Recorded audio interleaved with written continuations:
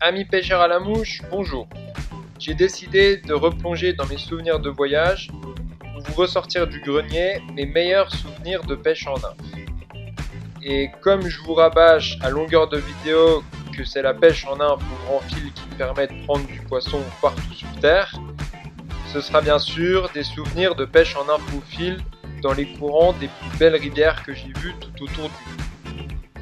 Alors j'ai retrouvé dans ma mémoire 5 destinations qui m'ont laissé des souvenirs de pêche inoubliables, aussi bien du point de vue de la beauté des poissons, des paysages ou de l'ambiance singulière de chaque endroit. On part donc encore une fois de plus pour un tour du monde de la pêche en nymphe, et ça va se passer dans les 5 endroits de rêve suivants. L'immense rivière Kaitum en Laponie suédoise, la rugissante Roaring Fork dans les Rocheuses du Colorado, la mystérieuse Delguer-Moron aux confins de la steppe mongole, la délicieuse rivière Loisach dans une vallée bavaroise, et le redoutable Doubs franco-suisse dans un no man's land situé entre la France et la Suisse. Alors c'est parti pour la première destination, rivière Kaitum, Laponie suédoise. La rivière Kaitum, ça a sûrement été un de mes tout premiers rêves de moucheur quand je suis tombé dans le chaudron. Je sais pas si c'était à cause des magazines ou des reportages télé, mais l'immensité de la Laponie, des ombres à profusion, des truites, le soleil de minuit, tout ça c'est vraiment l'imaginaire du moucheur, c'est la carte postale, le cliché, quoi. Et quand on y va, c'est vraiment l'immensité en elle-même, c'est impressionnant de voir une rivière de cette taille. Si vous pêchez déjà la Dordogne, l'Allier ou la rivière d'Ain, qui sont des rivières costauds, quand vous êtes en face de la rivière Kaitum, franchement, c'est assez impressionnant à voir. Donc, première impression que j'aurais eue en souvenir de pêche sur Kaitum, c'est l'immensité de la rivière. Et on se sent vraiment tout petit, et je pense que ça renforce le plaisir de pêcher dans des endroits pareils, surtout qu'on comprend tout de suite que c'est rempli de poissons. Alors la rivière Kaitum, en général c'est autour du camp de Tuonajok, hein, c'est assez connu. Bah, c'est soit 1 heure d'hélico, enfin même moins, non, 20 minutes d'hélicoptère, ou soit 20 heures de marche. Donc, moi j'ai choisi l'option 20 heures de marche, parce que comme ça je suis en forme quand je suis arrivé au bord de la rivière. Et quand on arrive au bord de Kaitum, bah déjà ce qui me fait halluciner, c'est le nombre de gobages qu'il y a. Et vous me connaissez, je suis mauvaise langue réaliste sur les gobages des poissons en France. Mais alors dès qu'on sort de la France, je garde mon honnêteté. Et je peux vous dire que sur Kaitum, il y aurait déjà quasiment pas besoin de pêcher en nymphe tellement ça gobe, hein. La densité d'ombre est tellement impressionnante que rien qu'en pêchant en sèche sur Kaitum, vous pouvez vous faire plaisir. Sauf que, comme vous savez que truites et ombres passent 90% de leur temps à manger sous l'eau, bah c'est quand même en nymphe qu'on va toucher les plus gros sujets. Donc quand on est en voyage de pêche et qu'on aime bien pousser le vice encore plus loin, on sait que dans tous les voyages, ce sera en pêchant en nymphe qu'on prendra les plus gros poissons. Et là, sur Kaitum, en Laponie suédoise, vraiment sans mentir, la taille moyenne des ombres, déjà, elle est à 40-45. Donc c'est pas des ombres européens comme on a chez nous en France, en Allemagne. C'est ni non plus des ombres arctiques comme on trouve en Alaska, c'est un espèce de mix. J'ai jamais su si c'était du Timalus ou du Timalus arcticus, mais c'est pas les ombres arctiques que vous voyez sur le continent américain avec des dorsales énormes, c'est un espèce de mix. Donc peut-être que c'est de l'ombre arctique, mais en tout cas pas la même souche que ce qu'on voit sur le continent américain. Donc taille moyenne 40-45, hein, les 3 fois que je suis allé sur Kaitum, le plus petit ombre que j'ai pris faisait 30 cm je crois, ce qui est en fait une taille moyenne en France. Et les records, donc moi personnellement j'ai fait un poisson de 54 cm, mais il est avéré qu'il y a des ombres de 60 cm sur Kaitum, ça je pense que c'est vrai. Je crois qu'au camp de Tuonajok il y en a déjà un empaillé qui doit faire 58, donc j'ai pas de mal à croire qu'il y a des ombres de 60. Mais la taille moyenne des beaux poissons que vous prenez, c'est 47-49 cm, ce qui est déjà énorme comme poisson. Peu de personnes en France peuvent se vanter d'avoir fait un nombre de 50 cm. Donc vraiment sur Kaitoum, vous pouvez y aller les yeux fermés, c'est incroyable. Et d'ailleurs, il y a même quasiment trop d'ombre parce que si vous pêchez bien en infophile, je vous garantis, vous allez faire poisson sur poisson. Un pêcheur moyen qui juste débute en infophile saisit la chose. Je parle pas de sèche ici, hein. La sèche est fantastique là-haut, mais je me concentre sur la nymphe.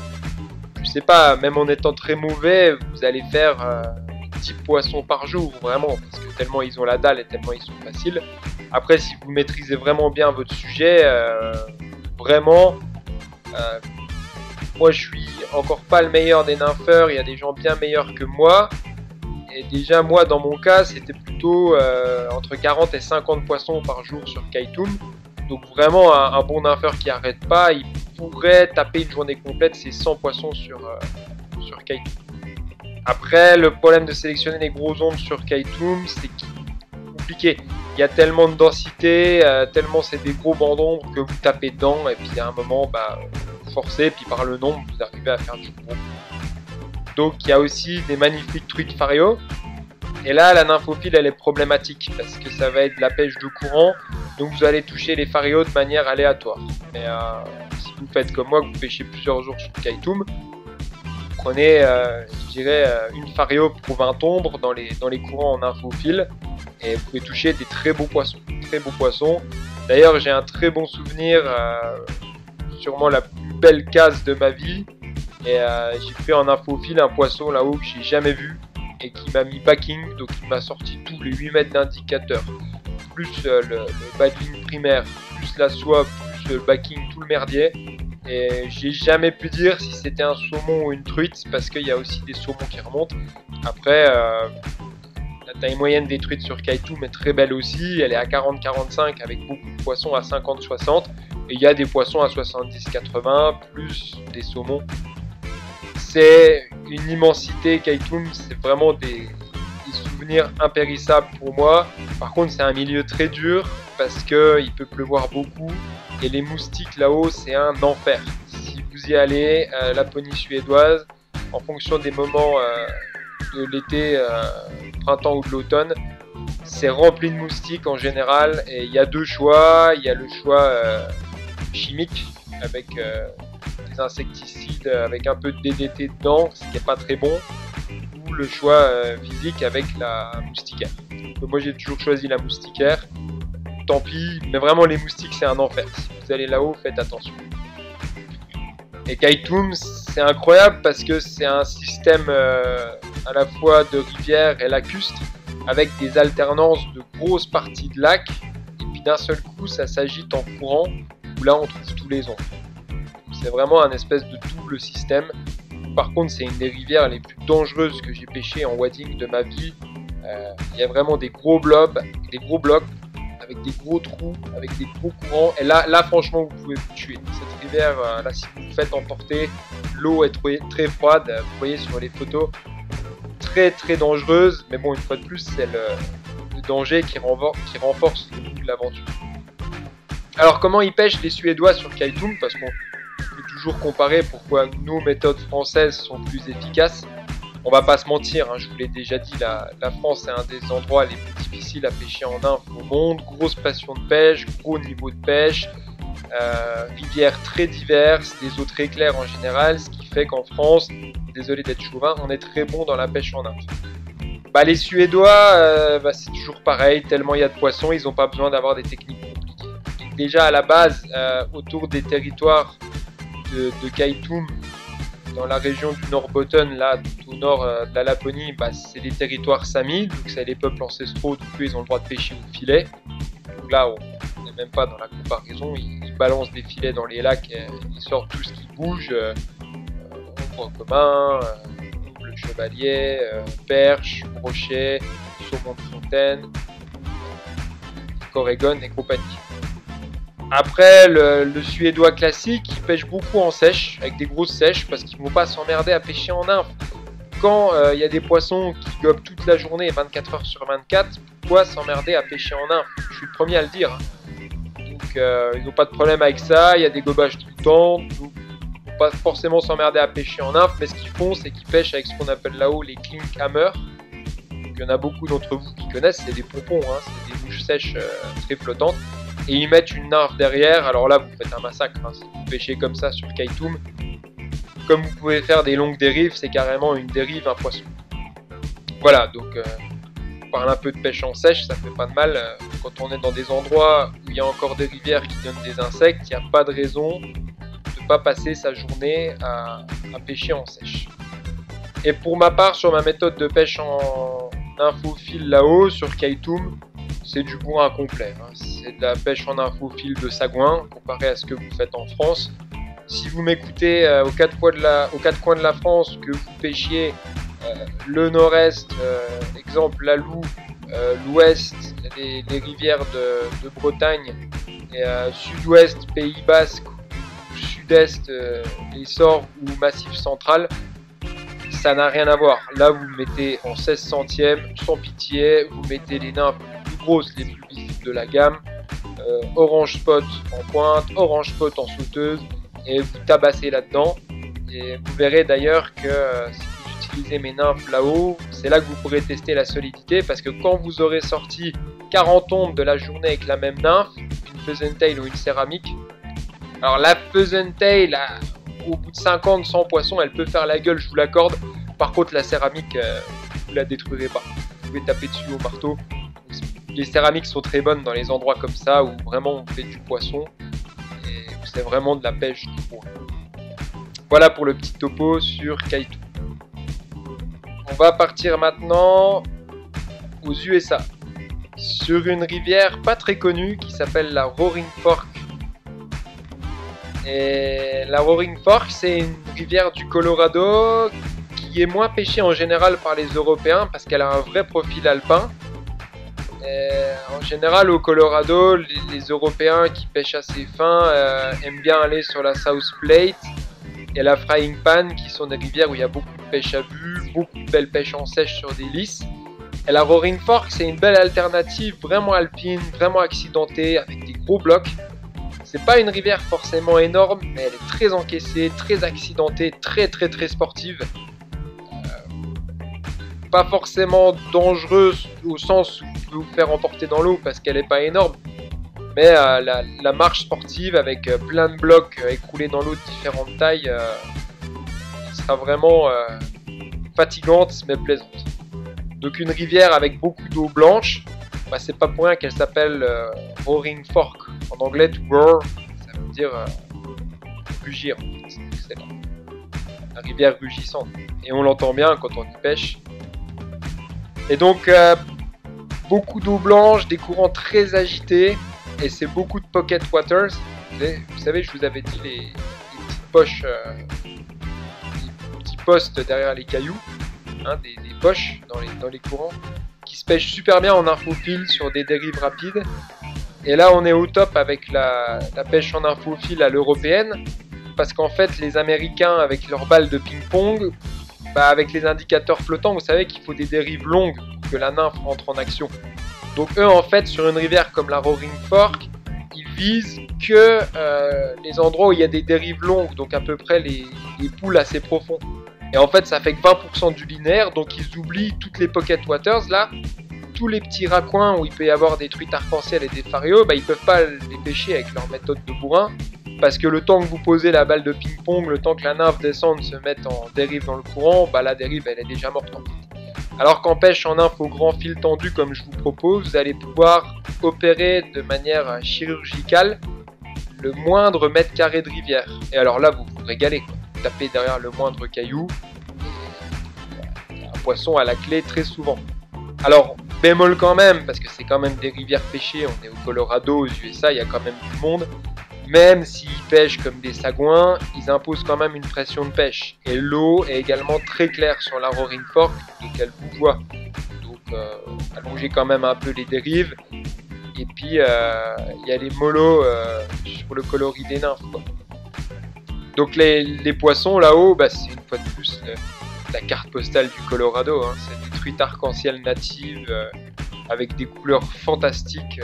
Des roses puissants comme ça, des roses fuchsia, des violets beaux mâles avec des becs, des belles femelles bien rondes, des poissons en forme incroyable. Ça, pour la gestion de la pêche des USA, sont quand même très très forts. C'est quand même sublime ce qu'ils arrivent à tirer de leur richesse naturelle.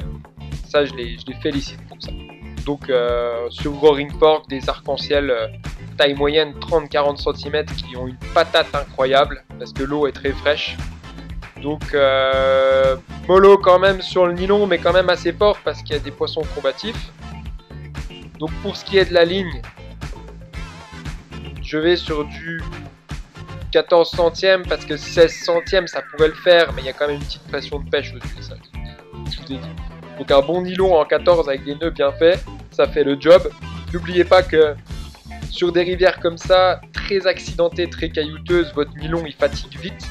Plus il y a de cailloux, plus il va frotter contre les cailloux et plus il va s'user. Hein. À l'inverse de grandes dérives en rivières très ouvertes comme la Dordogne, où il n'y a quasiment pas de contact avec les cailloux à part le fond. Donc changez souvent votre pointe quoi.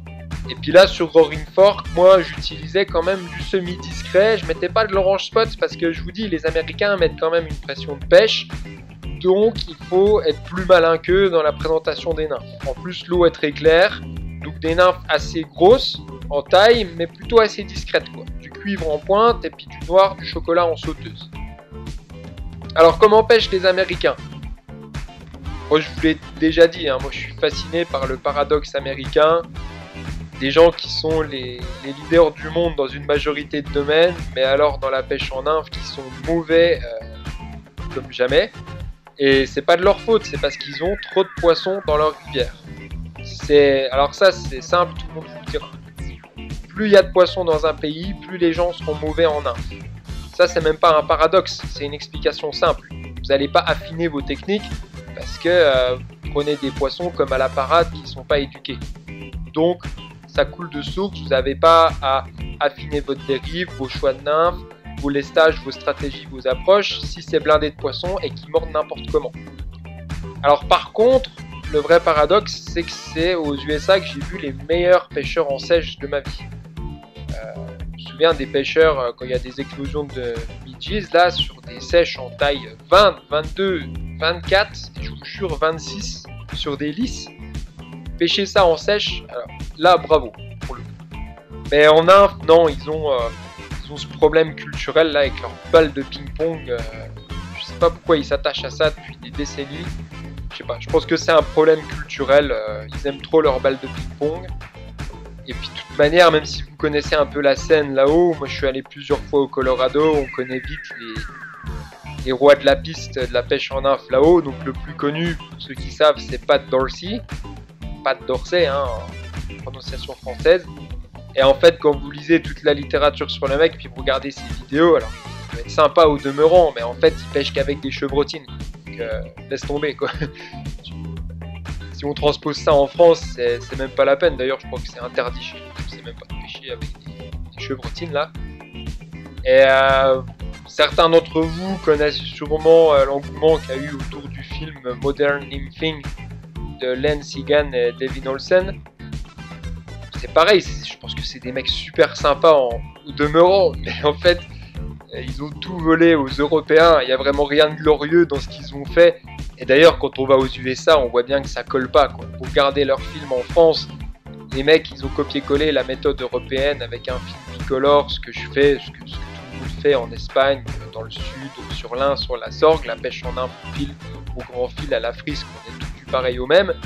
Et en fait, les mecs ils dénotent parce que quand vous arrivez au Colorado ou dans l'Utah, que vous voyez l'américain moyen, c'est vraiment le mec avec un Stetson sur la tête qui pêche avec une balle de ping-pong. Et cette pêche en infophile, elle intéresse que très peu d'Américains. Moi j'ai beaucoup creusé le sujet pour vendre des mouches aux USA.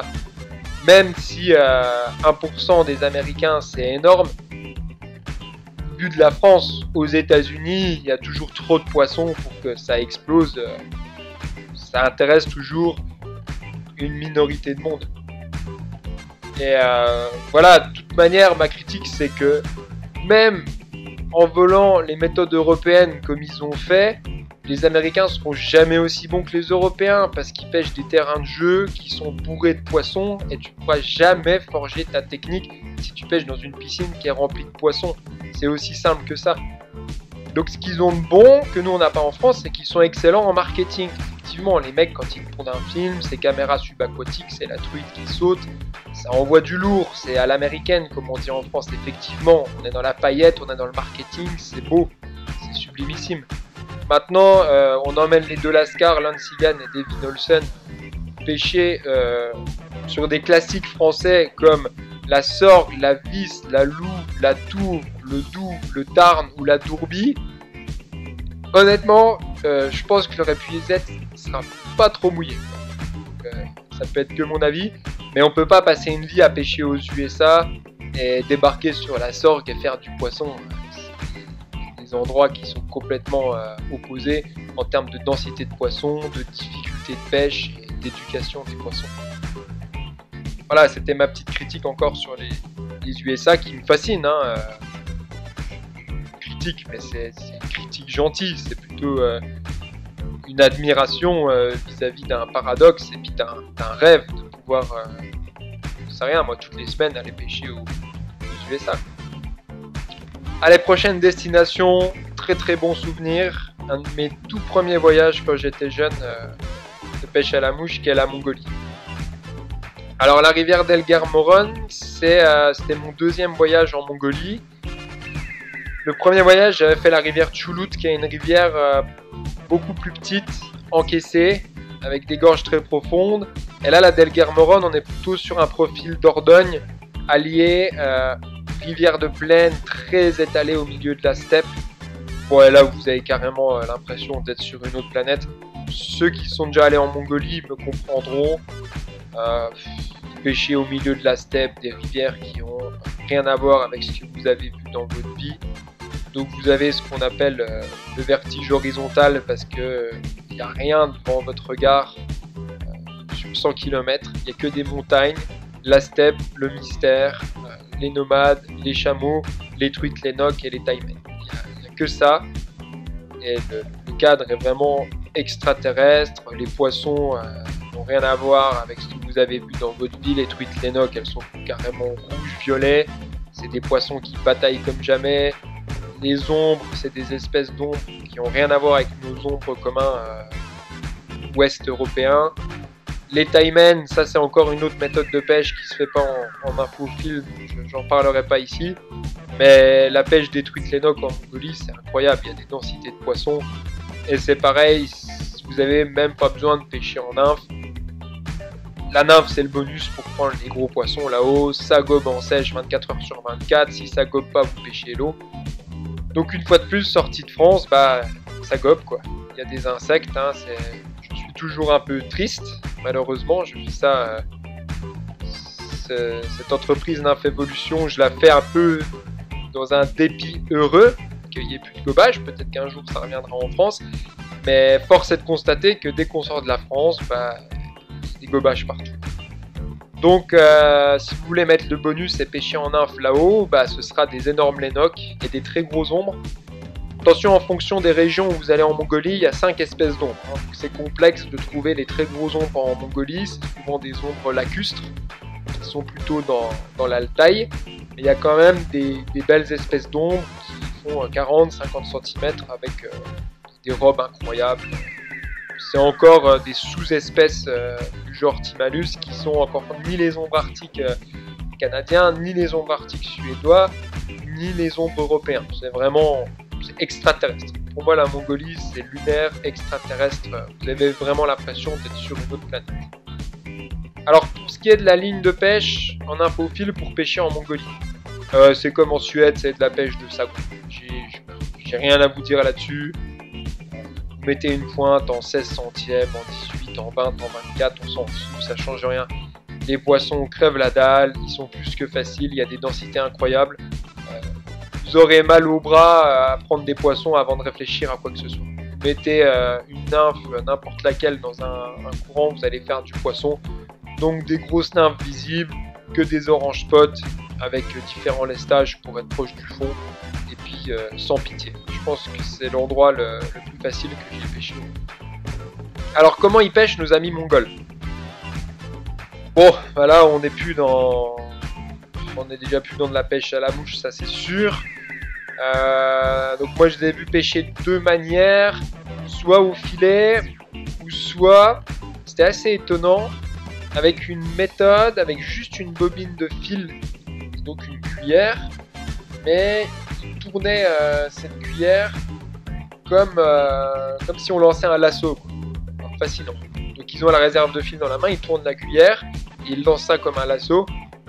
Donc bref, il n'y a pas de poésie dans la pêche chez les Mongols, c'est de la pêche de survie, et je le comprends totalement, ils exploitent la ressource, que ce soit un champignon, une marmotte ou une truite lénoque, ils en ont besoin pour manger, donc on est dans de la pêche de survie. Donc on n'a pas la dimension poétique que je vous présente toujours dans la pêche en neuf.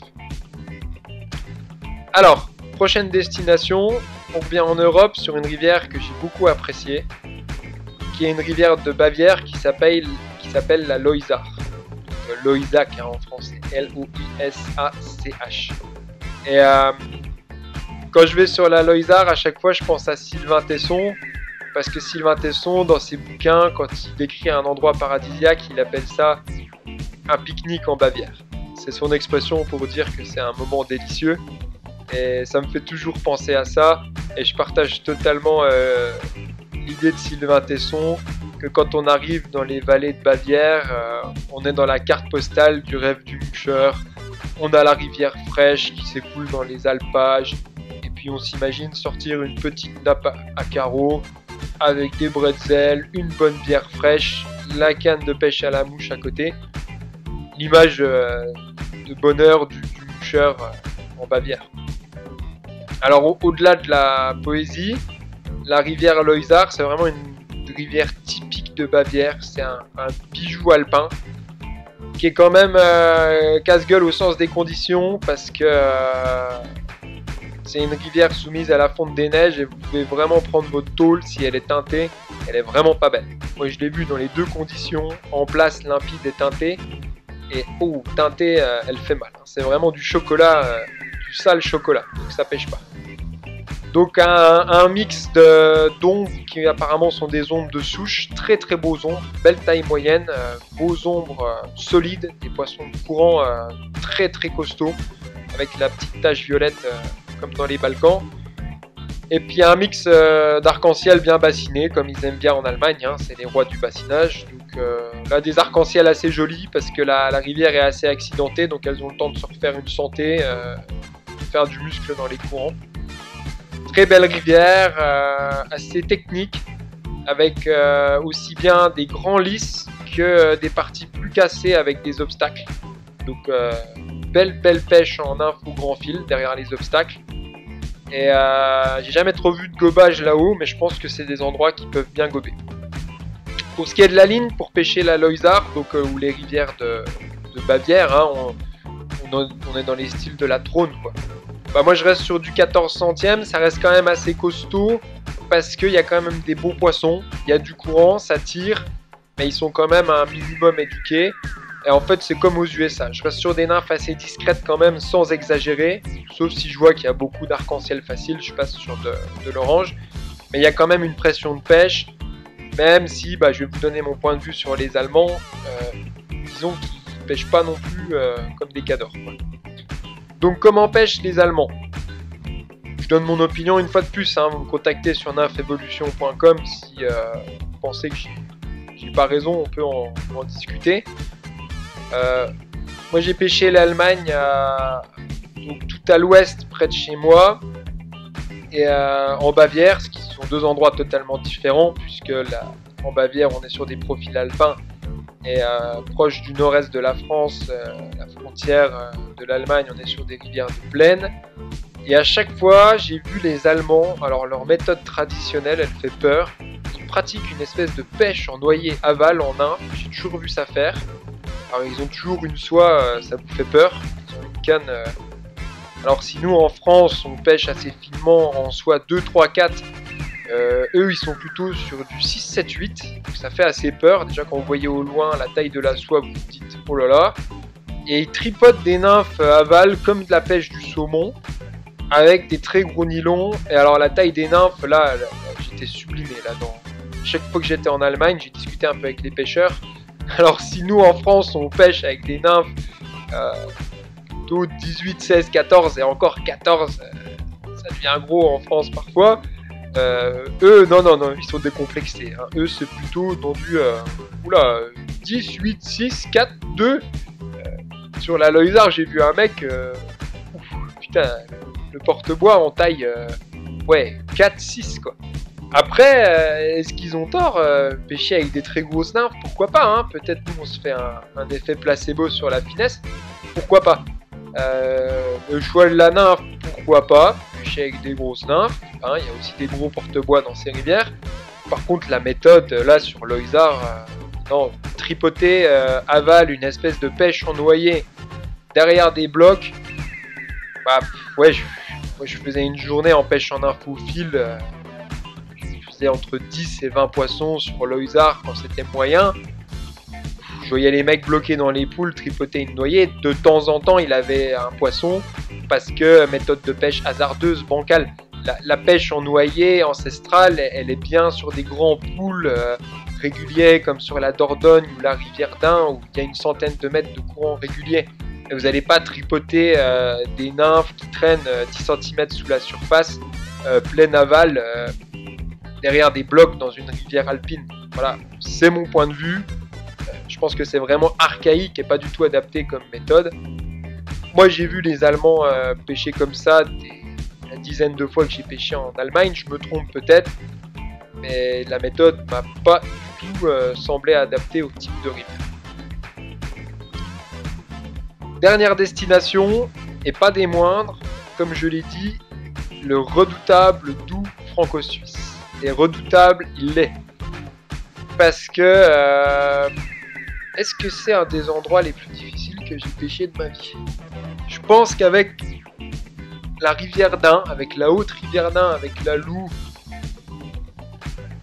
sûrement la Sorgue et les rivières difficiles comme la Jonque, la Vis, le Doubs franco-suisse, c'est peut-être quand même un des endroits les plus difficiles que j'ai pêché. Parce que l'eau est cristalline, parce qu'il y a une pression de pêche de dingue, et il y a, moi je pense qu'il y a parmi les meilleurs pêcheurs d'Europe qui pêchent le Doubs franco-suisse. Franchement, on va pas se mentir. De toute façon, ceux qui ont déjà pêché le Doubs franco-suisse, la vraie franco-suisse, hein, je parle pas des endroits privés où il y a moins de pression de pêche, les vrais 30 km de la franco-suisse, tous ceux qui m'écoutent qui ont déjà pêché le Doubs seront d'accord pour dire que c'est un endroit où la pêche est très difficile. Alors, bon petit bémol par contre, le Doubs comme la Dordogne, dans la zone géographique autour de la France, c'est un des rares endroits où il reste quand même pas mal de gobage.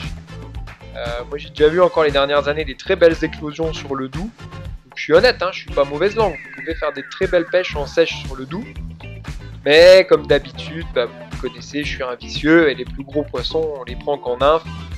Et donc le Doubs franco-suisse, déjà numéro 1, un royaume de la pêche en nymphe à vue, que j'aborde pas pour le moment sur nymphe évolution parce que un jour je ferai quelque chose complètement sur la pêche en nymphe à vue, mais pour le moment j'ai encore trop à faire sur la pêche en nymphe au grand fil. Et si vous vous démerdez bien, très bien, sur le Doubs, il y a des courants magnifiques à pêcher en nymphe au grand fil. Alors, je vous le dis tout de suite, on va en reparler après, la méthode Roncari, elle est reine sur des endroits comme le Doubs franco-suisse. On va pas se le cacher, elle a été inventée là-haut, et c'est une méthode parfaite parce qu'il y a beaucoup de courants frisés avec de l'eau cristalline, avec des vitesses de courant pas très rapides. Et là, la pêche en nymphe à l'indicateur posé, Roncari, est parfaite pour ce type d'endroit. Franchement, il n'y a pas de problème, vous prendrez beaucoup de poissons avec cette méthode sur le Doubs. Maintenant, je reviens toujours à ma méthode nymphe évolution qui se veut plus universelle. Si vous repartez avec la méthode Roncari sur la Roaring Fork, comme on a été, ou sur la Kaitoum, où il faut pêcher bourrin, ça servira à rien. J'espère que vous comprenez la nuance. Je critique pas, je compare.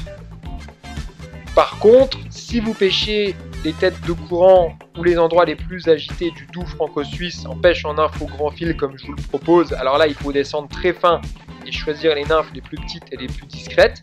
Mais si vous avez une très bonne dérive, vous pourrez aussi prendre beaucoup de poissons. Alors là les gars, il faut allonger le grand fil. Vous allez prendre principalement des ombres avec cette méthode parce que les truites zébrées du doux franco-suisse sont très éduquées, elles se pêchent plus à vue ou à la roncarie sur des meilleures approches que la pêche au grand fil que je vous propose. Je suis honnête avec vous, je ne vais pas vous vendre du rêve. Après, moi quand je vais sur la franco-suisse, si je fais une dizaine de gros ombres par jour et une truite par hasard dans les courants, je suis très très content. Par contre, je vous le cache pas, la pêche est extrêmement dure. Donc la ligne, ça va être du très très bon nylon 10 ou 12 centièmes. J'ai dû détailler des nylons dans mes articles. Si vous regardez sur le blog, j'en parle pas mal, ou je ferai une vidéo là-dessus sur les nylons, c'est intéressant. Donc soit il faut avoir une dérive et des poids de nymphe très légers ou excellents et avoir du nylon plus gros, parce que je pense que le nylon et dérive sont très liés. Il y a des excellents pêcheurs, et on le voit sur la pêche en nymphe à vue, qui vont pêcher des poissons très éduqués en 16 centièmes, il n'y a pas de problème. Par contre, ils ont une dérive, une approche de tueur. Et quand vous êtes moins bon comme moi, compensez votre dérive par un nylon plus fin. Voilà. Donc, soit dérive parfaite, gros nylon, ou soit dérive moyenne, comme je pratique, et nylon plus fin. Voilà. Je pense qu'on en reparlera les prochaines années, mais vous verrez, le nylon, il y a un grand effet placebo. C'est surtout la dérive qui compte. Et l'obtention d'une bonne dérive, ça prend des années de la remise en question. Et là, sur des rivières comme le doux franco-suisse, c'est capital. Si votre nymphe, elle drague, que ce soit en nymphe au fil, en nymphe à vue, ou même en sèche, c'est mort. Là, c'est des poissons, ils crachent en 2-2, ils n'acceptent pas la moindre erreur. Mais quand même, belle pêche en nymphe au grand fil possible sur le doux franco-suisse. Moi, j'ai des super souvenirs parce que la taille moyenne des ombres est quand même costaud. C'est pas rare de faire des poissons de 47-48 cm. Il y a souvent des 50 qui sont faits, 55 ça se fait, et 60 sur le doux franco-suisse, je pense que ça existe, je sais pas, je parle des ombres. Je vais pas parler des zébrés parce que ce serait mentir que de dire que vous allez prendre des gros zébrés en pêchant d'un coup de fil sur le doux franco-suisse. L'eau est trop claire, elles sont trop éduquées, vous en prendrez par hasard, mais c'est pas la méthode reine pour ça. Donc comment on pêche les franco-suisses, parce que c'est un endroit intéressant, hein, c'est un no man's land, on retrouve là-haut ni des Français ni des Suisses, c'est des franco-suisses, hein, c'est des Français et des Suisses qui viennent pêcher. Je vous le redis, mais j'insiste là-dessus, pour prendre du poisson sur le doux, il faut être bon. Dans tous les cas, sur la vraie franco-suisse, sur la franco-suisse la plus pratiquée, il faut être vraiment bon. Hein. Pour un débutant, ça va être compliqué de faire les bonnes dérives, les bonnes approches, trouver les bons courants. C'est possible, vous pourrez prendre quelques petits ombres, mais il faut vraiment une dérive parfaite. Vous allongez à mort le fil indicateur, vous pêchez très loin. Avec là une 11 pièces et encore mieux pour allonger les dérives. Un indicateur blanc ou noir, plus c'est discret, mieux c'est. Vous soignez les dérives comme jamais. Vous ferez au moindre doute parce que les ombres ils crachent, mais en 2-2. Donc c'est vraiment un endroit avec une pêche très très technique. Et je répète, si vous avez envie de pêcher à la nymphe, à la roncarie, c'est une très bonne technique sur le doux franco-suisse. Moi, c'est pas quelque chose que je fais, mais en tout cas, c'est né là-haut. Et pour ce style d'endroit, c'est très bon. J'ai fini ce petit tour du monde. Et j'espère que c'était juste la première partie d'une de ces vidéos et que je vous en referai d'autres sur d'autres souvenirs. Ce sera avec plaisir. Je vous dis à bientôt pour une prochaine vidéo. Et comme d'habitude, n'oubliez pas que les truites et les ombres passent 90% de leur temps à manger sous l'eau. À bientôt!